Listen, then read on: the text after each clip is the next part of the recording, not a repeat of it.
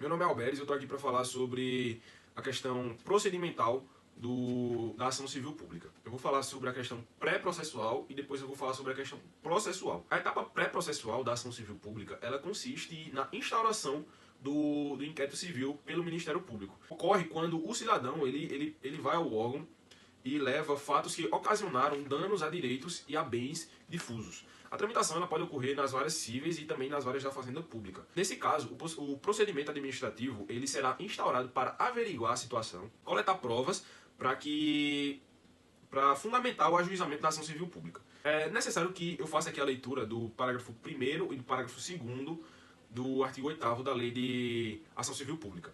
Esses parágrafos eles indicam quando é cabível ao Ministério Público instaurar essas ações. O parágrafo 1º diz assim: o Ministério Público poderá instaurar, sob sua presidência, inquérito civil ou requisitar, de qualquer organismo público ou particular, certidões, informações, exames ou perícias, no prazo que assinalar, o qual não poderá ser inferior a 10 dias. 10 dias úteis. Já o parágrafo 2º diz assim: somente nos casos em que a lei impuser sigilo, poderá ser negada certidão ou informação, hipótese em que a ação poderá ser proposta desacompanhada daqueles documentos, cabendo ao juiz requisitá-los. Após coletadas essas informações, caberá ao órgão analisar e decidir se existe ou não embasamento para uma ação civil pública. Caso não haja, deverá ser arquivado o inquérito de forma administrativa, cabendo ao órgão fundamentar a sua decisão. Por outro lado, se entender que há provas de responsabilização de alguém por algum dano, deverá ajuizar a ação civil pública, iniciando-se assim a etapa processual. Tratando agora da parte processual, da etapa processual, essa que consiste no ajuizamento de uma ação cautelar que visa proteger um direito de forma antecipada, ou no ingresso na própria ação civil pública. O que poderá ser feito por qualquer das partes legítimas ativas, desde que possuam provas suficientes que embasem essa medida cautelar. Caso tenha sido ajuizada a ação civil pública, deverá ser indicado qual foi o bem jurídico afetado, quem foi o responsável, o dano causado, o pedido de condenação, seja ele uma obrigação de fazer, de não fazer, indenização pecuniária, multa, entre outros. Ademais, além das disposições previstas na Lei de Ação Civil Pública, seguirá os trâmites de um processo civil comum, conforme previsto no CPC, havendo contestação, instrução e posterior sentença também. Meu nome é João Felipe e hoje eu vou falar sobre a ação civil pública.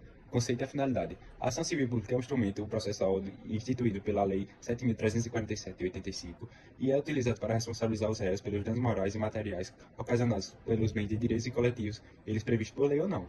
Vale também destacar que para muitos doutrinadores é considerado um remédio constitucional, uma vez que a Constituição Federal prevê a possibilidade do Ministério Público promover uma ação civil pública para proteger os direitos difusos e coletivos. Agora eu vou falar sobre a finalidade da ação civil pública. A finalidade da ação civil pública tem como objetivo de proteger os interesses coletivos, ou seja, de bens e de direitos cuja titularidade recai sobre a única sociedade, ou uma parte dela, mas também não apenas sobre um único indivíduo. E vale destacar também o inciso 4 da Lei 7.347 de 85, que menciona a possibilidade de proteger outros direitos coletivos e difusos.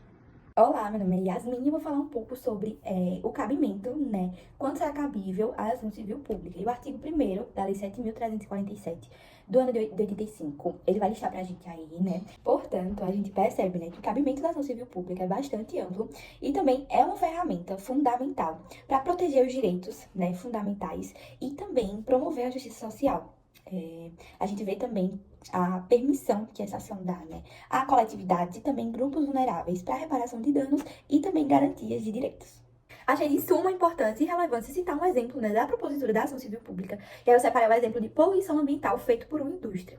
E aí vamos dizer que uma indústria localizada em tal cidade, né, em uma cidade, ela está descartando resíduos tóxicos em um rio, contaminando a água, né, que é utilizada por moradores da região. Não somente isso, também está impactando diretamente na flora e também na fauna local. A gente também encontra aí, né, diversos problemas de saúde causados por esse resíduo, né, devido à utilização dessa água por moradores, tá causando problemas de saúde diretamente neles e também causando danos irreparáveis ao meio ambiente.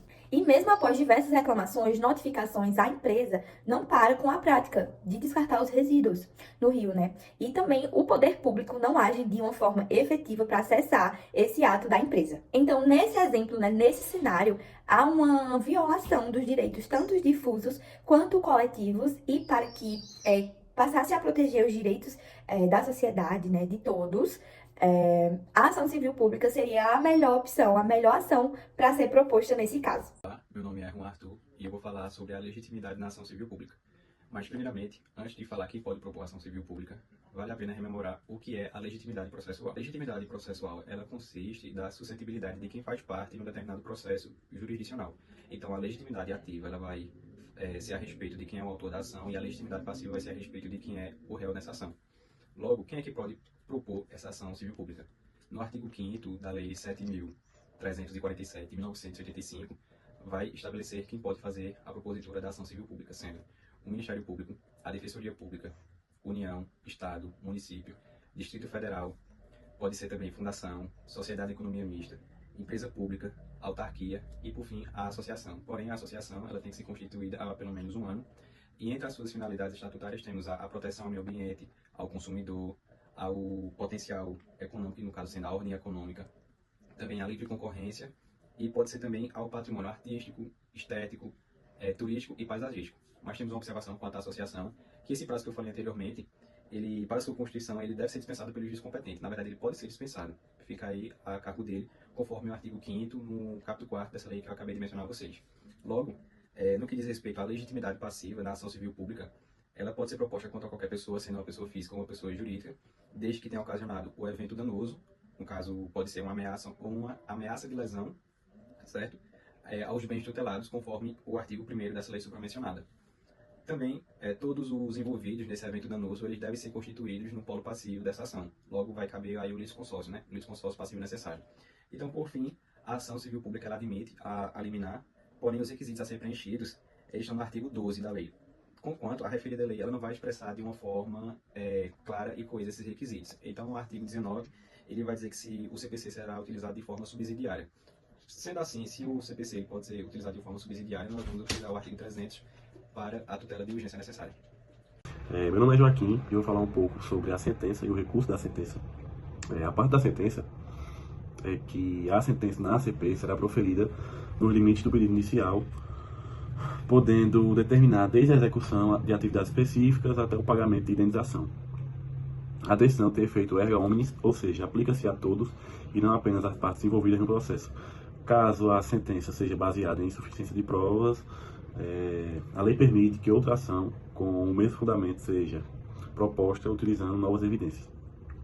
Assim, a ACP se releva em instrumento eficaz na proteção dos direitos coletivos, na promoção da justiça social.